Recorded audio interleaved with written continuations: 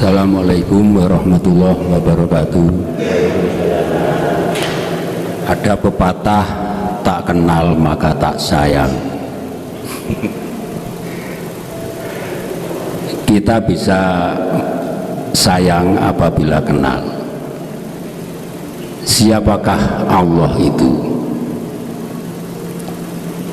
dan siapakah hakikatnya Muhammad itu. Ingkang nomor kali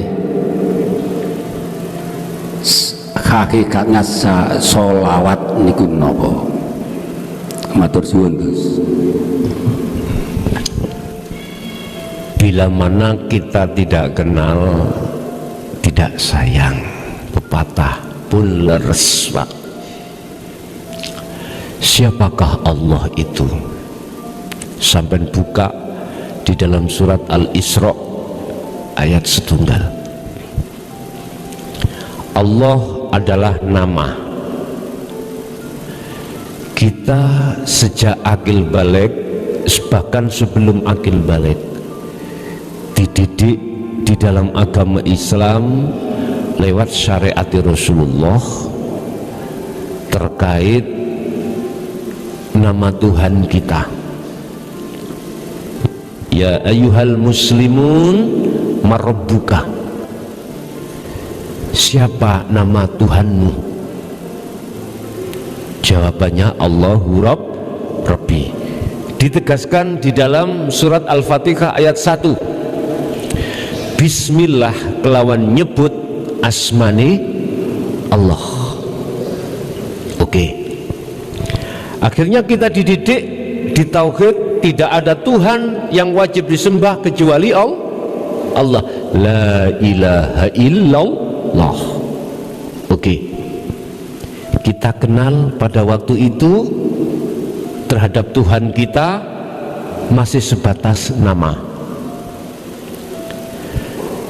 Lewat pertanyaan siapakah Allah itu?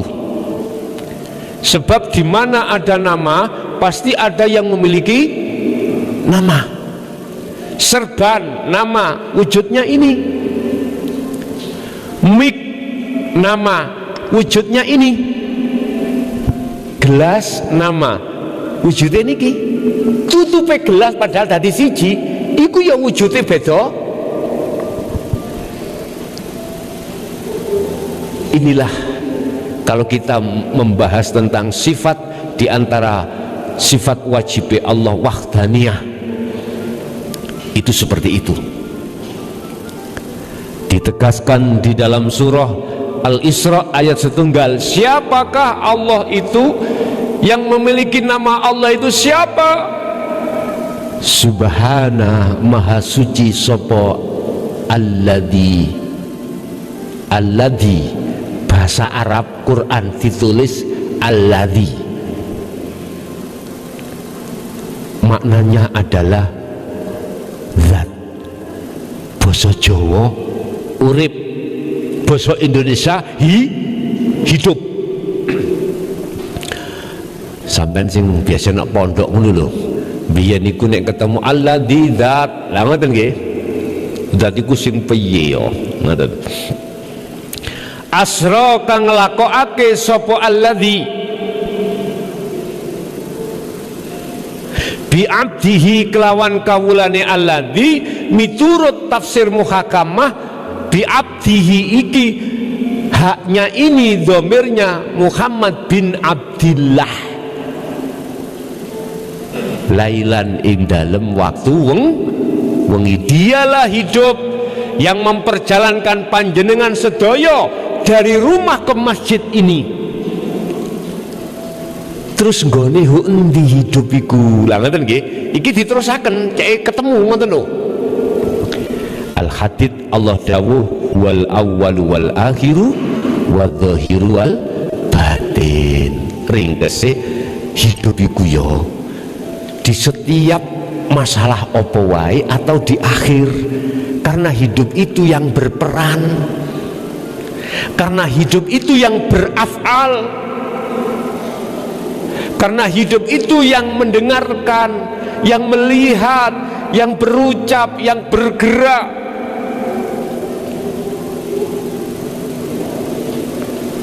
Hidup itu juga di dalam dirimu.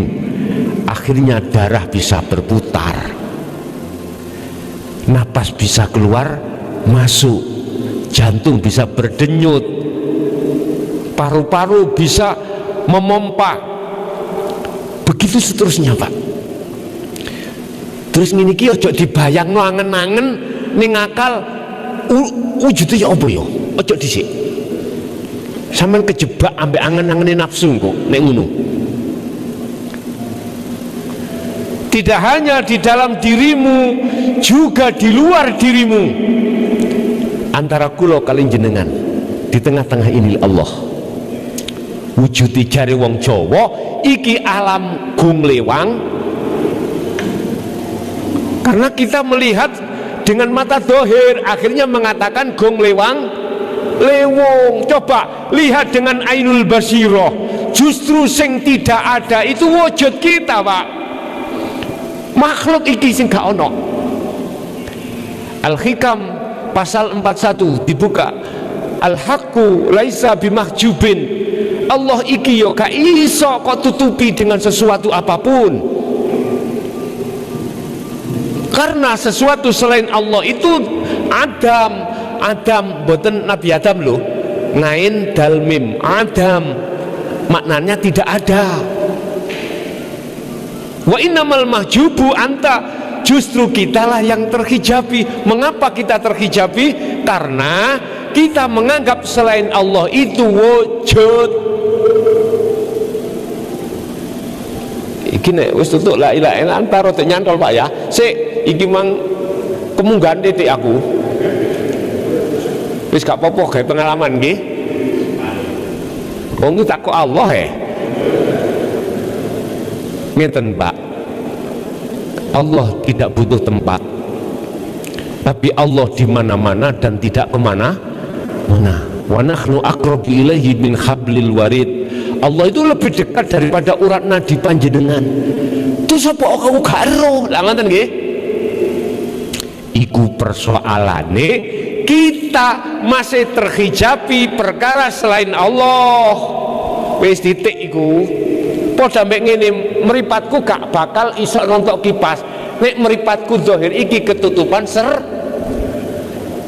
sing ana peteng. Ya wis logikane ngoten. Iki kudu diseseno.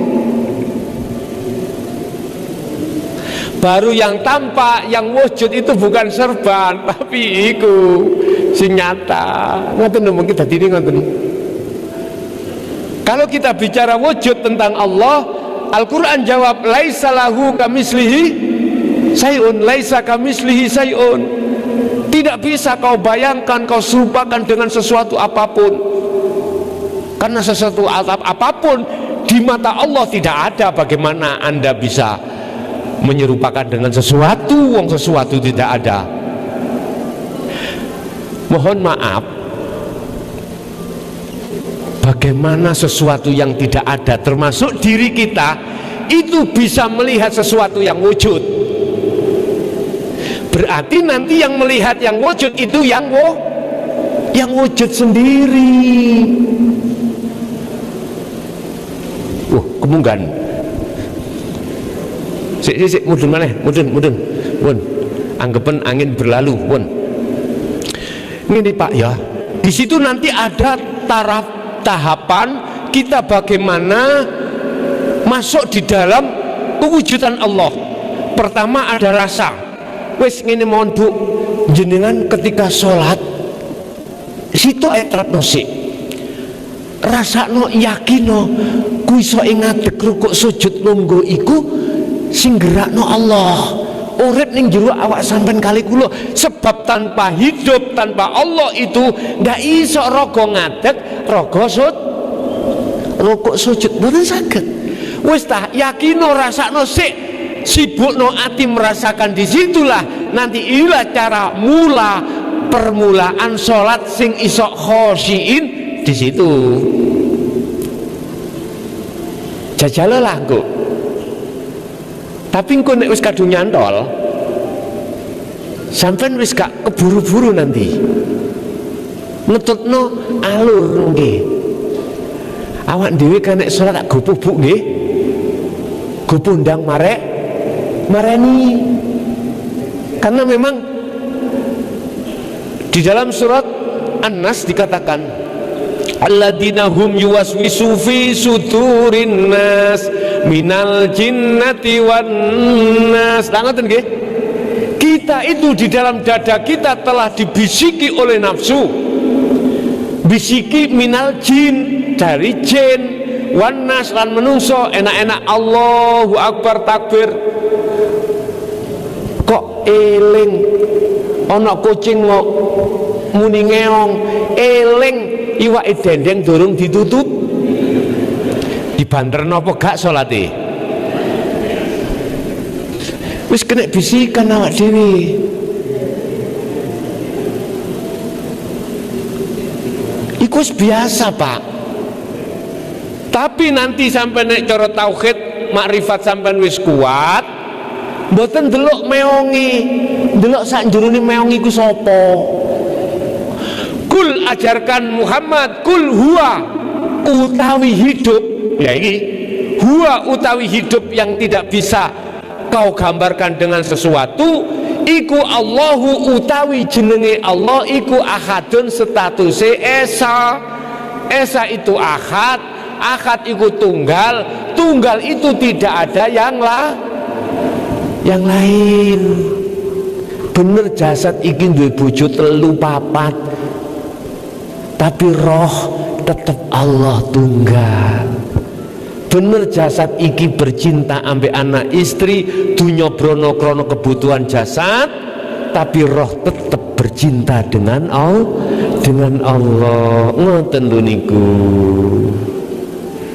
Lah Kanjeng Nabi murui sampean kali kula lewat sistem wasilun terhadap tabi'in as-solihin. Ngoten tergantung kita. Wis dadi nek takok sapa Allah itu, tak jawab basa Jawa, ya kuwi urip. Sing urip iku ana njero ana njaba. Sing setiap acara niki, acara maulid niki mulai awal sampai akhir, sing mandegani, sing ndalangi iku Allah. Ya apa carane? Pertama proses awal rasa iku iman. Sampai kudu yakin ngerasakno anane urip ning awak dhewe iki dalam semua masalah. Wis iku proses awal nanti. Itu yang disebut sebagai syu'arul basyirah. Wis pertama. Yang kedua, apa Nur Muhammad itu? Selawat ketiga. Ya. Nur Muhammad tadi ditakokno. Sailing kula. Nggih ya? Itulah wiji kang dumati saklebetik gesang. Wiji sel yang ada di hidup. Dalam bahasa syariat Nur Muhammad itu terjadi ada pada baginda Rasul. Apabila beliau tidak ada Nur Muhammadnya, maka dunia seisinya tidak akan tercipta. Wis Nur Muhammad gambarane hakikat iku. Iki mak cara syariat, hakikat ngene. Sampai ngertos ndok, rupa ndok iki kok lak dadi petik. Ketika belum dadi petik, wong Jawa ngarane las, ya itulah Nur Muhammad, wiji di dalam genggaman hidup, wiji kang dumati saklebeti gesang. Iki nek cara kanca-kanca jaman biyen pelajaran sangkan paraning dumati teng mriku. Nek wis cethuk iku penak. Urip iki gak gampang hasud, gak gampang lara, gak gampang gresah, gak gampang iri. Iku berarti budi luhur sampai niki terbangun. Masih melarat toyo apa mboten susah. Karena sudah melampah sangkan paraning dumati. Itu Nur Muhammad. Lah wujudnya Nur Muhammad adalah nurullah. Apa nurullah itu? Ya dunia saisine iki. Memang benar, tanpa ada Nur Muhammad gak mungkin ada nurullah. Bila mana tidak ada las, apa jadi pitik? Mboten toh? Mboten. Hati pitik adalah nurullah. Pitik itu adalah dunia dan seisinya. Allah tidak akan ciptakan dunia seisinya manakala tidak ada Nur Muhammad. Siapa Nur Muhammad itu? Mahwa Nur Muhammad nek cara menungso iku adalah Nur Muhammad kang aran ruh. Nanti disebut ruh. Disebut ruh iku nek wis jasati iku mang, nek wis bopo ambek biung kelon. Nggih. Tapi sadurunge iku disebut Nur Muhammad yang bersemayam di nutfah. Nutfah. Tiang jaler di dalam nutfah iku ono sel. Ya niki sing disebut Nur Muhammad. Saiki dibantah. Iku coro akal, coro di luar akal. Contoh koyok Siti Maryam, kok muncul Nabi Nur Muhammad endi? Lah ngeten nggih. Wiji kang dumadi salebete gesang. Nggih niku Rauhil Kudus, malaikat Jibril. Quran ini kan ngoten, Pak. Allah itu bisa ndadekno apa wae walaupun cara logika itu tidak bisa diterima.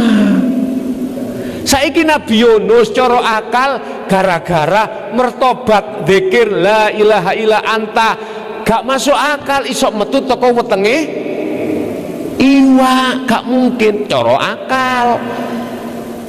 Makanya tolong nek wis ngaji bab tauhid la ilaha illa anta wa ana akal iki delen nganggo ati. Nek akal sampean gawa otomatis sampean iku mangke kalah ambek akal, rumangsa luwih pinter, luwih alim, akhirnya hati ini dikalahkan. Wis iku Nur Muhammad. Yang terakhir adalah napa wae? Sholawat. Hakikatnya sholawat. Sholawat itu mengapa tidak bisa dipisahkan dengan syafaat? Saya bicara tidak dari sisi kacamata syariat, tapi hakikat. Di situ ada rahmat. Syafaat adalah pertolongan. Bahasa syariat pertolongan ini Kanjeng Nabi. Lah ngoten nggih? Nabi Muhammad niku makhluk napa pangeran? Oke, sepakat nggih? Jenengan kali kula makhluk apa pangeran? Terus aku takok ning isine Quran kabeh sing iso nulung iku makhluk apa Allah? Sepakat? Iman sampeyan wis percaya? Kul innama ana basarum mislukum. Al-Kahfi ayat 110. Katakan Muhammad, innama ana, sesungguhnya saya iku bashar mislukum, manusia sama dengan kau. Iki Rasulullah. Artinya apa itu? Jangan kau puja aku, jangan kau sembah aku. Sembahlah, pujalah apa yang ku sembah. Itu Rasulullah. Berarti Rasulullah tidak ingin disembah. Rasulullah gak ingin dipuja. Sampai akan sadar tidak akan memuja selain Allah manakala tauhid sampai kalau sudah ada di anta wa ana. Mohon izin saya memberikan motivasi. Kita buka di dalam Al-Hikam tentang Al-I'timad, bab Al-I'timad. Rasulullah tidak seperti itu. Rasulullah ingin disembah-sembah, tidak. Rasulullah tidak gila dengan kehormatan. Rasulullah gak gila dengan pujaan. Sudah jelas dikatakan kul innama ana basyarum mislukum, aku iki padha mek sampeyan dulur, padha manungsane. Salah nek rohmu iku mang nyembah nang aku, nek jasad miturut ilmu taklim muta'alim rapopo padha jasate, tapi ruh hanya satu, illallah. Syafaat adalah pertolongan Allah, sholawat adalah penggerak untuk menuju syafaat pertolongan Allah. Apa itu syafaat? Apa itu sholawat? Kalau boleh saya katakan, itulah sholat, gak akan bisa menolongmu. Sholat yang mana? As-sholatu ay ad-du'a. Mungkin sampai buka nanggone Quran, hafidu ala sholawah, iki maknane sholat maktubah, 5 waktu. Hafidu, jagalah, tegakkanlah sholat 5 waktu itu. Ditambahi mana? Wassolatil wusta. Inilah di dunia hakikat disebut sholat daim. Inilah sholatnya ruh. Nek sing ngarep 5 waktu sholatnya jasad. Wassolatil wusta, tengah. Al wusta itu tengah. Bahasa tengah ini ruh. Bukan tengah-tengah antara dukur nisar, buatan. Wakumu, tegakkanlah, jagalah, lillahi, karena Allah, qanitin ay khosyiin, dengan khusyuk. Loh ini gini, ayat ini ku jadikan sebagai hukum khusus bagi saya. Sholat itu wajib khusyuk. Urusan terhadap orang lain pokoknya gugur kewajiban, silahkan. Iki tak wajib nang pribadi kula piyambak. Urusan kekhusyukan berapa persen iku piyambak